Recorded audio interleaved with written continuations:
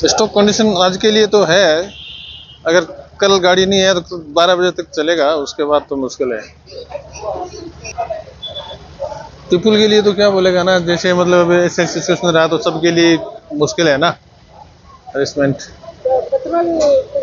Coming कल के लिए, जैसे आज भी गाड़ी आने नहीं दिया ना, कल भी तो अभी श्योर नहीं है बोला। तुम्हारा नॉट अवेलेबल। गाड़ी आया तो होगा, गाड़ी नहीं आया तो मुश्किल। अगर आसाम से सप्लाई आने दिया तो होगा, नहीं आने देने से तो मुश्किल है।